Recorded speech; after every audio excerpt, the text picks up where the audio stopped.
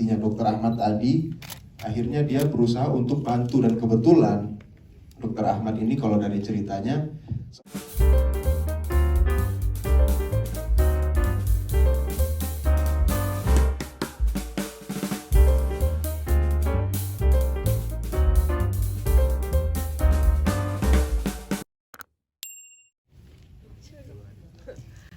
halo semua, ya saya Michelle Joa di sini berperan sebagai Haruni.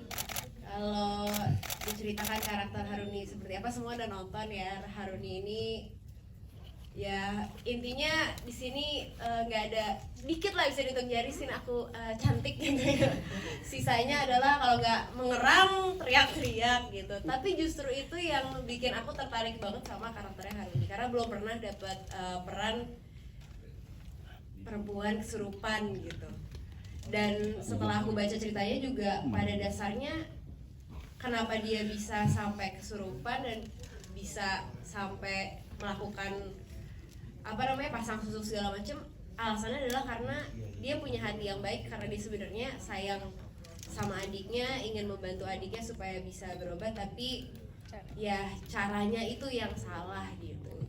Jadi sebenarnya secara karakter aku suka banget sih sama karakternya Haruni gitu, dan merasa tertantang banget harus memerankan karakter yang baik, tapi ya itu pada akhirnya kesurupan dan harus memerankan si karakter yang kesurupan ini. Jadi sempat ngobrol juga banyak sama kayak ini sih sebelum syuting ya, kayak kita nonton exorcism segala macam, film-film zaman dulu tentang ya itu tentang perempuan yang kesurupan lah, yang berhubungan dengan iblis dan lain-lain gitu. Jadi explore karakternya kali ini seru banget, dan semoga bisa membuat kalian semua percaya gitu kalau emang si Haruni itu benar-benar peran kesurupannya itu benar-benar dapat gitu.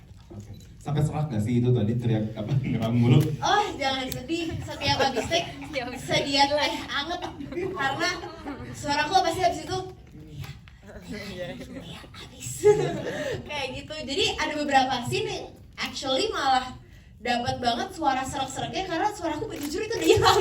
Jadi seraknya serak beneran berarti ya itu ya? Serak beneran udah mau hilang itu suaranya, jadi justru malah dapat banget gitu.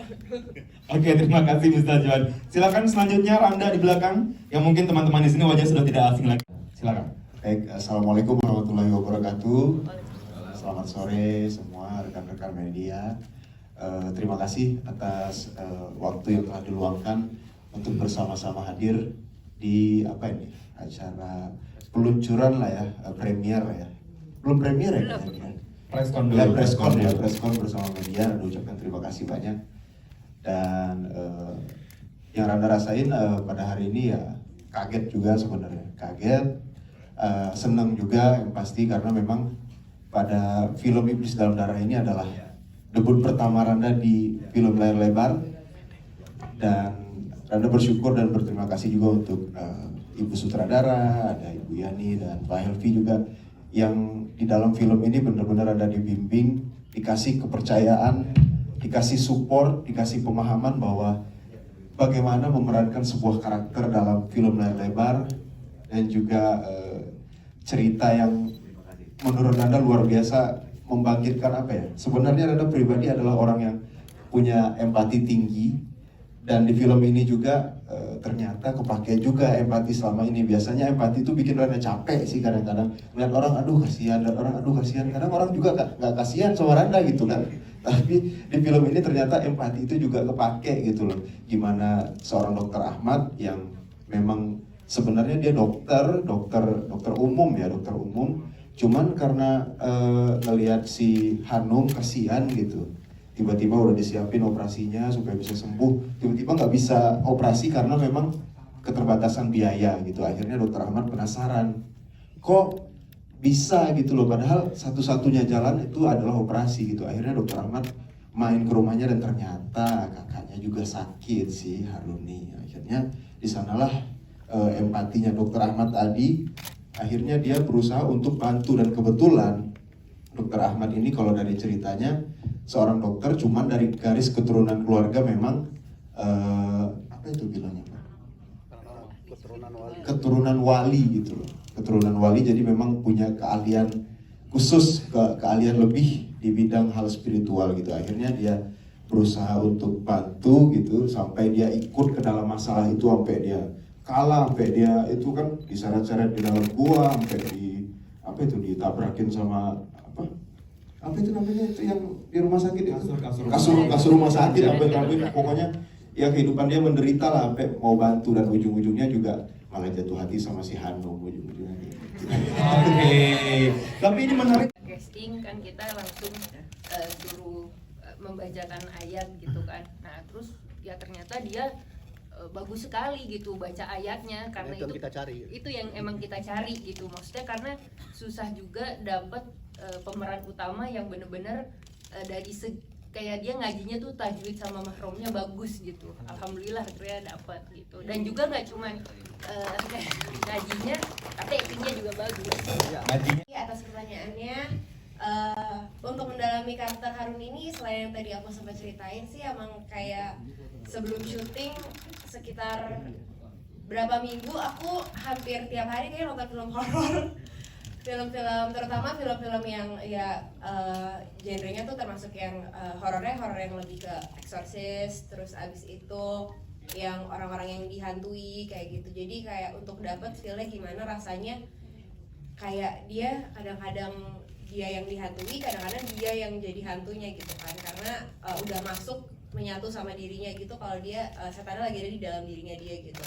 Jadi aku untuk mendalami sih lebih ke banyak observasi sih. Aku juga banyak baca artikel, karena banyak banget kan kayak Emily Rose gitu-gitu, segala macam artikel-artikel di luar tentang gimana ceritanya bisa ada kayak 7 iblis berbeda dalam satu tubuh, dia bisa ngomong berbagai macam bahasa, kayak lebih eksplorasi ke situ aja sih. Dan banyak observ lewat artikel, lewat berita, lewat video-video juga. Sekarang kan banyak platform ya untuk kita bisa nonton banyak cerita-cerita tentang orang yang kesurupan gitu. Dan ya itu aja sih. Aku sempat ngobrol juga sih sama ada emang teman aku yang bisa melihat gitu, kayak gimana sih kayak gitu. Tapi ya itu sebagai tambahan aja, tapi lebih ke explore lewat cerita dan lewat video dan juga lewat film-film yang sebelumnya udah ada sih kayak gitu.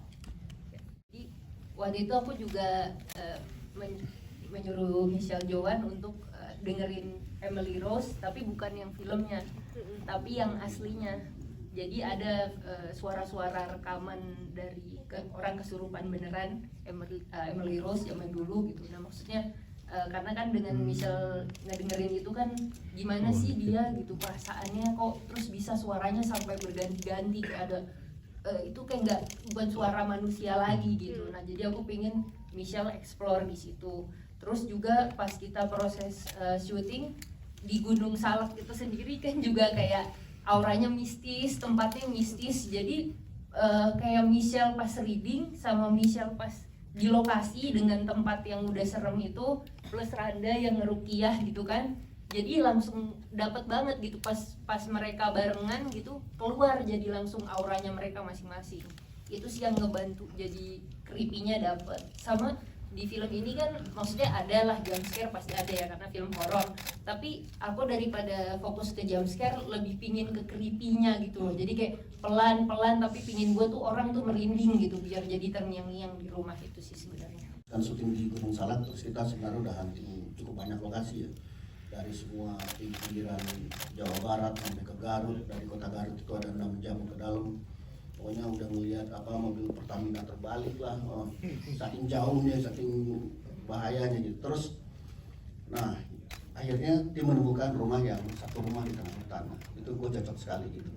Nah, soal mistis ya udah pasti karena Gunung Salak cukup terkenal ya. Pada hari pertama syuting ya aku kan orangnya ya percaya ya, tapi gue nggak terlalu yang terlalu mikirin mistik banget gitu.